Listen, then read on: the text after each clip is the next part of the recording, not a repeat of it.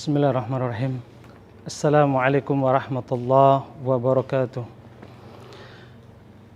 Alhamdulillah, wassalatu wassalamu ala rasulillah wa ala alihi wa sahbihi wasallam.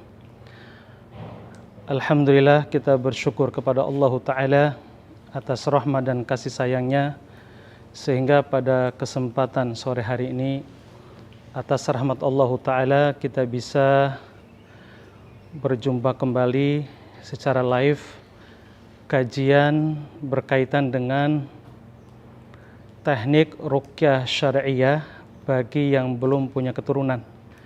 Agar mempercepat punya keturunan, kita akan menjelaskan bagaimana teknik ruqyah syariah agar mempercepat keturunan.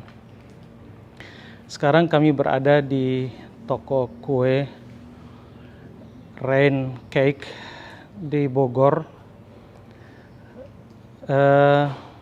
berkaitan dengan masalah ini. Keturunan itu adalah hadiah dari Allah Subhanahu wa Ta'ala lewat pernikahan. Allah Subhanahu wa Ta'ala memberikan karunia yang terindah lewat pernikahan antara dua sejoli, antara laki dengan perempuan. Pernikahan itu adalah hadiah dari Allah Subhanahu wa Ta'ala, sehingga hadiah dari buah percintaan itu akan melahirkan keturunan.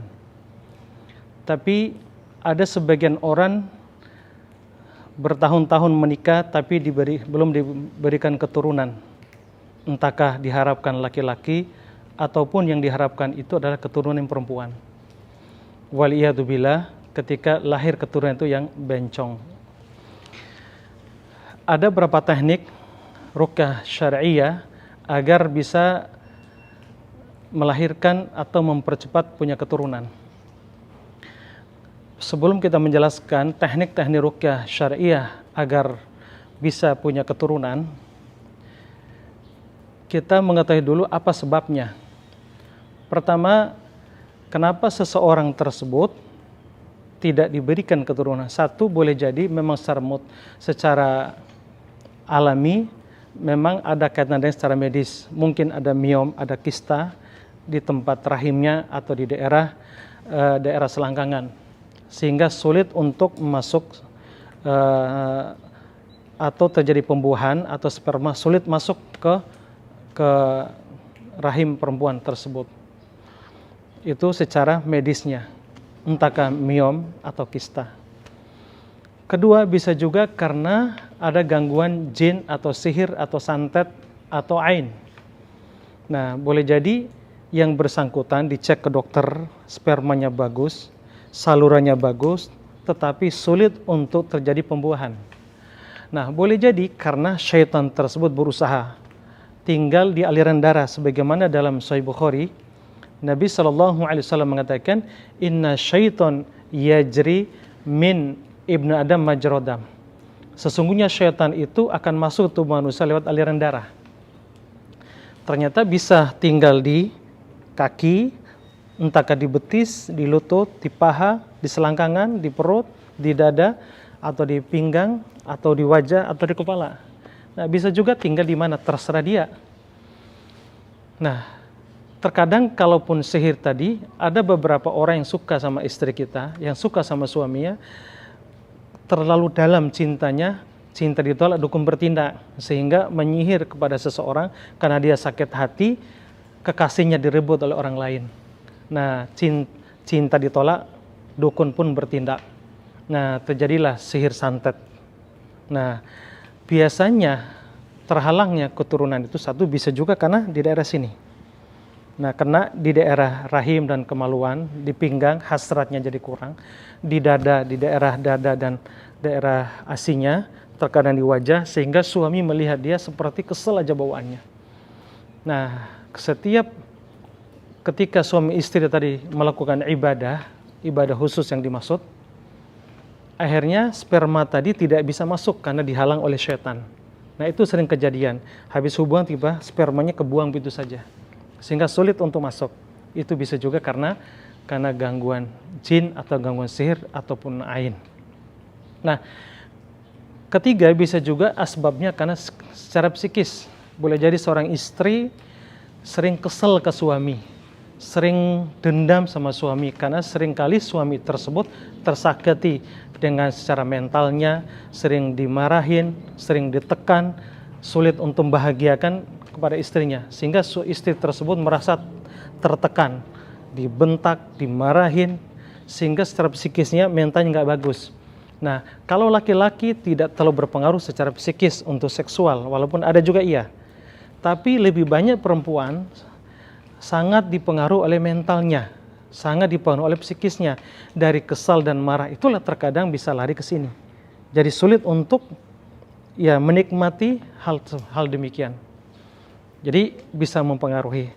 Jadi kita kesel, marah, dendam ke pasangannya, itu yang mempengaruhi dia kesel. Nah, kalau memang keadaan seperti itu ada jinnya, biasanya bisa di wajah, bisa di daerah, di asinya payudara, kemudian di daerah rahim, di reproduksi dari sini biasanya. Nah, agar itu bisa berlalu dan berharapkan bisa punya anak. Nah, sebelum kita ungkapkan tekniknya, karena kasusnya banyak yang kami tangani di lapangan, saudara-saudara kita yang belum punya keturunan, alhamdulillah beberapa kali kasusnya, alhamdulillah banyak yang punya keturunan lewat asbab ruqyah. Ada seorang kemarin sampai sekarang alhamdulillah udah 3 anak. Tadinya 7 tahun nggak punya anak, ada yang 5 tahun, ada yang 10 tahun, bahkan ada yang 20 tahun belum punya anak. Pada usia 40 setelah melihat teknik ruqyah lewat YouTube, lewat Wesal TV secara live, alhamdulillah kami ketika mendengar ruqyah live lewat Wesal TV, alhamdulillah ada seorang jamaah ibu-ibu, kemudian dia ruqyah mandiri, alhamdulillah setelah itu berapa hari kemudian mereka bikin, maksudnya hubungan suami istri, akhirnya apa? Terjadi pembuahan, kemudian hamil dan alhamdulillah udah punya anak. Nah, beberapa kasus alhamdulillah udah ratusan jamaah yang qadarullah belum punya keturunan, tapi setelah mengikuti teknik ruqyah mandiri, alhamdulillah bisa punya keturunan. Nah, kita mulai sekarang teknik seperti apa? Yang pertama, niat untuk meruqyah diri sendiri. Kedua, yakin seyakinnya Allah memberikan kesembuhan. Karena kesembuhan itu mutlak dari Allah SWT. Kedua adalah istighfar dan tobat. Barangkali pernah kesal dan marah kepada seseorang, kesal sama orang tua, suami, anak, atau ipar, mertua, tobat nasuha, maafkan mereka.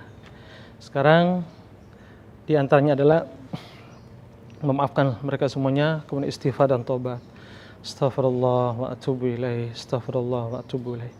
Setelah istighfar sebanyak-banyaknya dan maafkan semua orang yang menyakiti kita, maafkan lahir batin. Jangan pernah kesisa satupun yang pernah menggores hati kita. Kemudian kita mengambil air putih, apapun airnya, mineral atau air apa, bacain Al-Fatihah, bisa sekali, bisa 3, bisa 5, bisa 7, terserah, yang penting ganjil. Pas Al-Fatihah konsentrasi, minta kepada Allah. Setelah minta terus doa, ya Allah ya Rabb, berikanlah hamba kesembuhan, jauhkanlah dari sihir santet dan sembuhkanlah hamba ya Allah. Terus doa mutlak. Setelah itu minum. Untuk apa? Pakai air agar tidak terjadi kesurupan. Sangat membantu sekali. Setelah itu baca Al-Falaq An-Nas di telapak tangan. Setelah minum air putih, tiup dulu, berbaca, sama-sama boleh dijelaskan oleh Syekh, salah satu ulama besar membolehkan. Setelah baca, kemudian usap di lambungnya, konsentrasi. Arahkan lisan dawat muntah, ya Abdullah ukhruj, terus usap terus, berulang-ulang. Ya Abdullah wahai musallah, keluar di tubuh saya, keluar lisan dawat muntah, naik. Nah, kemudian fokuskan ke daerah selangkangan. Di pinggang, usap terus di pinggang, ditepuk gini. Punggang, kemudian usap di daerah selangkangan, dorong ke atas, lisan dawat muntah, naik, lisan dawat muntah, naik, terus. Lisan dawat muntah, ukhruj ya Allah, lisan dawat muntah. Nah, kemudian fokus di sini pinggang, arah ke depan, didorong, diusap di selangkangan, kemudian di rahim, di reproduksi, diusap terus. Arahkan ke pipis, keluar ke pipis, terus. Nah, terkadang diusap, tekan di sini, usap terus. Nah, itu lebih fokus ke situ. Kalaupun di dada juga usap di daerah payudara, agar apa? agar jinnya keluar dari situ sehingga tidak terjadi hal yang tidak diinginkan. Terus berulang-ulang, mungkin besok lagi ruqyah mandiri, kami terus. Kemudian di kaki juga ditepuk, diusap, ditiup. Ukhruj ya Allah, ukhruj ya Allah, diusap terus. Nah, silakan dilakukan ulang-ulang dan mohon video ini dibagikan kepada saudara-saudara kita yang lain agar mereka mendapat manfaat. Di subscribe, di share, dan di komen, dan bisa bertanya lewat live. Insya Allah bisa kita jawab nanti insya Allah. Barakallahu fikum. Terima kasih atas kebersamaannya. Jazakallahu khairan. Assalamualaikum warahmatullahi wabarakatuh.